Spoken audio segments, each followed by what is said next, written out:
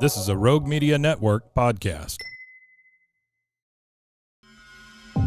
Do you ever have a story that you just can't get out of your head? One that you play the details of over and over with your friends? Well, you've come to the right place. I'm Claire. And I'm Susan. And this is Justice Pending, a weekly true crime podcast where we discuss tantalizing crimes with more questions than answers. Hey everyone, welcome back to Justice Pending. I'm Claire.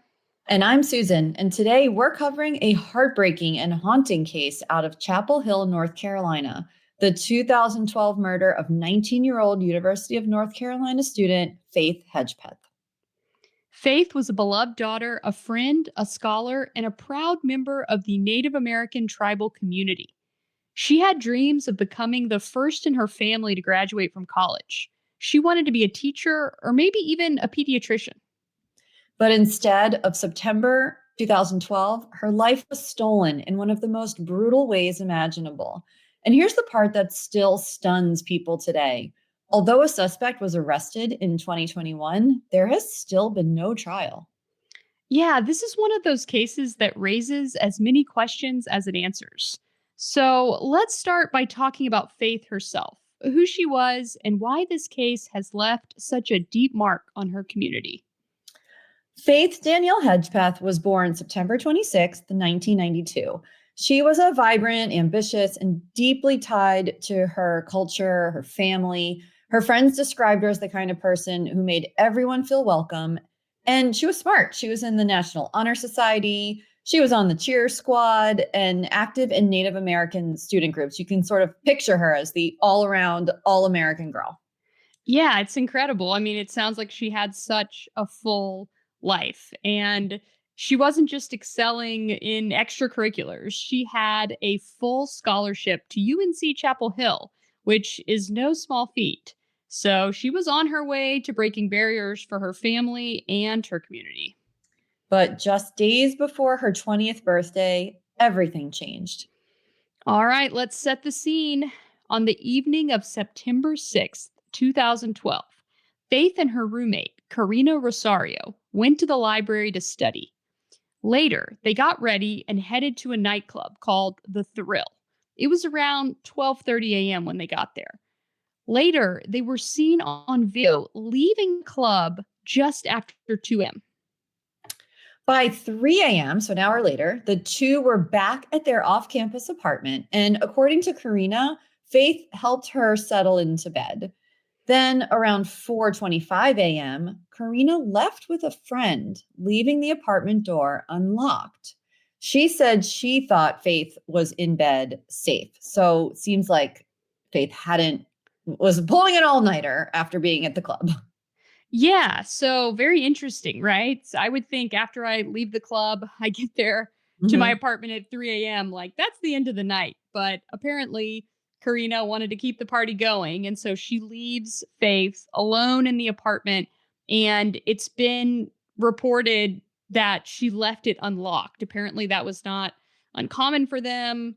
And that's the way it ended. So we know that Faith wasn't actually safe, tucked in bed in her apartment. And a neighbor, in fact, later reported hearing like 3 loud thumping noises sometime around 3 a.m., which would have been like when she was still there with her roommate. So it's unknown what those sounds could be. Yeah. And then the next morning, Karina came back home to their apartment with a friend, and they found Faith in her room. She had been beaten to death with a rum bottle, partially nude and covered with a quilt. So she was there, but certainly not safe and sound. Yeah, it sounds like a horrific thing to discover and just extremely graphic scene. And there was also something else bizarre going on. There was a fast food bag with a message scrawled on it. It said, "I'm not stupid, bitch. Jealous?" And police believe that the killer wrote that note. Yeah, it is one of the most chilling details of the case. I mean, there are so many chilling details here. But that specifically is sort of lends itself to motive. Yeah. And there was also semen found at the scene, leading investigators to believe Faith was sexually assaulted. Now, remember, she's partially nude when she's found as well. Right. So there's a lot of evidence here at the scene. You're talking about multiple items. We've got a rum bottle, we got a fast food bag, we have unknown DNA. So police start by looking at the people closest to Faith. Karina, her roommate, had an ex-boyfriend who was an early suspect. Apparently, he had threatened Faith before. I'm not sure about what, but they had some kind of a history. However, DNA ruled him out. He did not match the DNA that was found at the scene. The other thing that they had was, computer evidence. So detectives also found that Faith's Facebook account had been accessed around the time of her murder, and a strange text was sent from her phone to a man named Brandon Edwards. And it read to them, almost like someone else wrote it. It wasn't in her usual form of writing. Right. So the flurry of activity, the Facebook account, as well as the text allegedly sent around the time that she would have been attacked, but not showing any distress in those messages, that was causing investigators to wonder who could have sent them. And so years go by. They're trying to process this evidence, but it's coming up just blank. They don't know who's involved. And so they actually local police reach out to the FBI. And in 2016, they released a composite sketch of what the killer might look like based on DNA, which is probably one of my favorite uses of unknown DNA. That in our modern world, you can actually take that DNA and come up with characteristics like hair color, eye color, jawline. It's so fascinating, Susan. It is. And I think every day we learn more about what you can piece together from DNA. It's really incredible, the technology and how it's just going at lightning speed. But Yes. despite all that, nothing concrete came from it at that time. But in 2021, that changed. Yes. So remember, Faith was attacked in 2012. So this is almost a decade, has gone by. But it's September 2021 when police make an arrest. And it's a man named Miguel Enrique Salguero Olivares. He's 28 years old, and his DNA reportedly matched the DNA from the semen and other evidence in Faith's apartment. And they were able to get his DNA during a DWI arrest. And whenever you're arrested and they take your DNA, they put it into CODIS. It's a national system where all this DNA goes, and it can come back with a hit. Even if you're arrested for something like DWI, you could, if you've committed other crimes, it could all come back to get you. And that's what happened to Miguel. It came back as a hit to this unsolved murder of Faith Hedgepeth. That is just amazing. Yes. And I mean, that hopefully this goes on to solve many, many more. And to confirm this, it wasn't a mistake. They also found that his palm print was said to match the one on the rum bottle that was found at the scene of the crime as well. Yeah, so it's sounding like an open and shut case, right? You've got the DNA on the semen, you've got his palm print. This is very compelling evidence, very strong forensic evidence. But here's the strange part. No one has been able to explain how Miguel knew Faith, or even if he did. There's no obvious connection between the two of them. He's not a student at UNC Chapel Hill.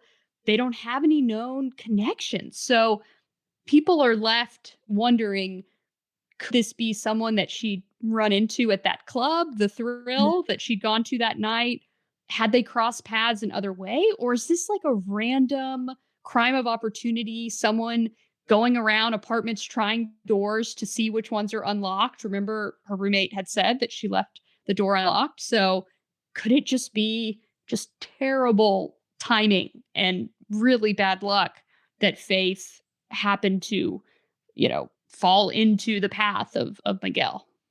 Yeah. And then you have to sort of explain away that fast food wrapper with the note too, because I mean, unless it's his handwriting, but just a strange note to have left if that's if it's a crime of opportunity. Right. Yeah, that's an excellent point. It feels so personal with that note.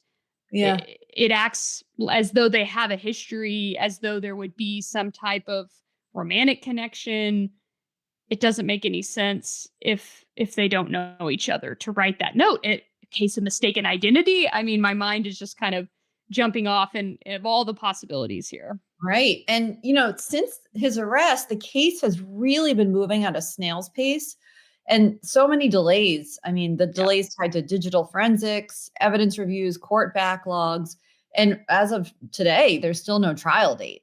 Yes. So this is 2021 as we sit here today. It's 2025. And I tried to look up this case and see because people keep writing articles saying the trial will be, in January of, whatever year. Everyone's optimistic, but nothing has officially been put on the books. And it just seems like his attorneys are exercising a lot of delay tactics and trying to, in my mind, prevent this from going to trial. I would think because they hope that there's going to be some kind of plea deal. That certainly crossed my mind because you have a right to a speedy trial. And why would you want to sit in jail for 4 years Mhm. when he doesn't have a criminal record beyond the DWI? So, like, what's going on here? Why would you sit in jail for that long and not demand to be tried on the evidence if you felt that you were innocent? I have a hard time with that.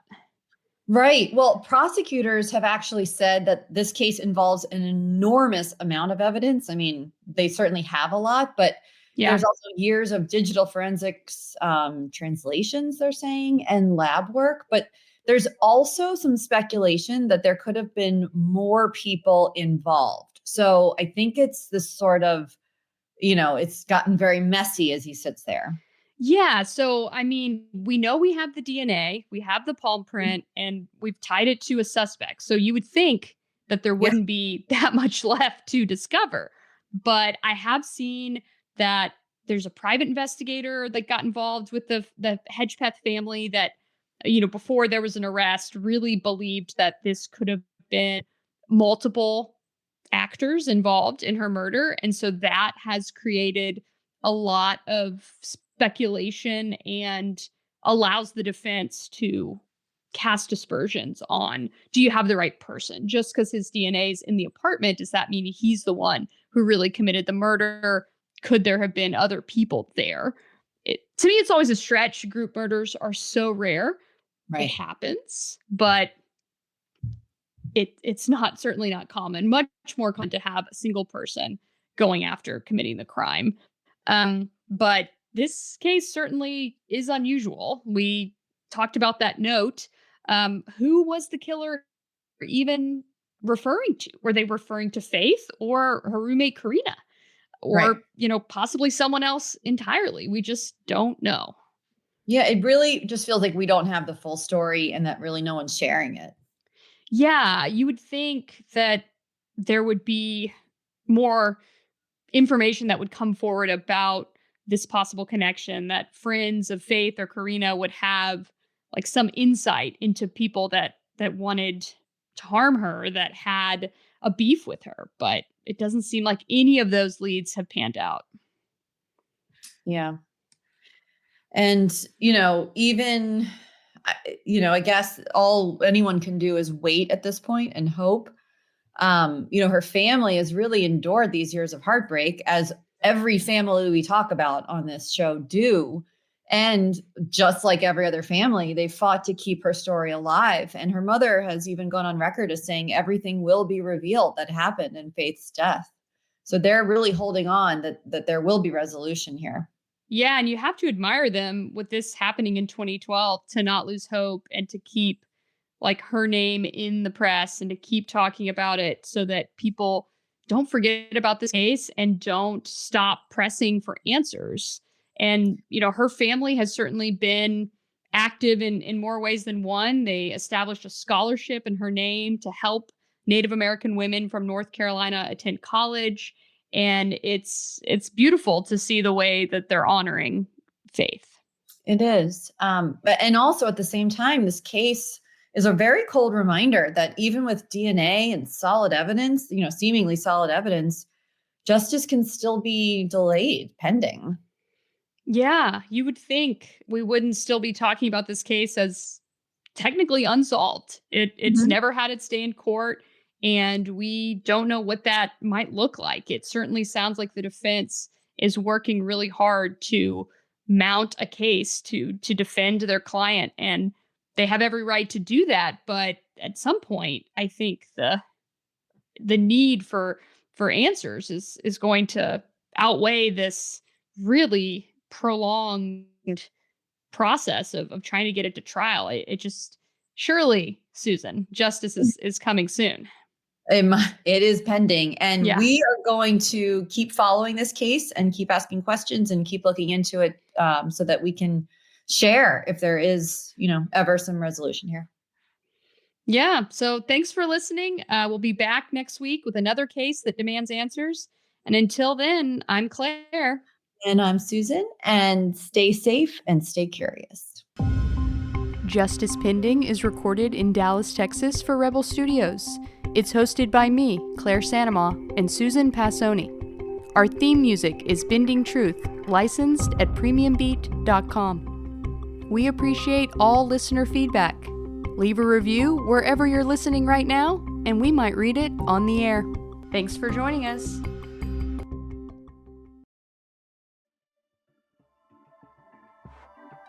This has been a Rogue Media Network production.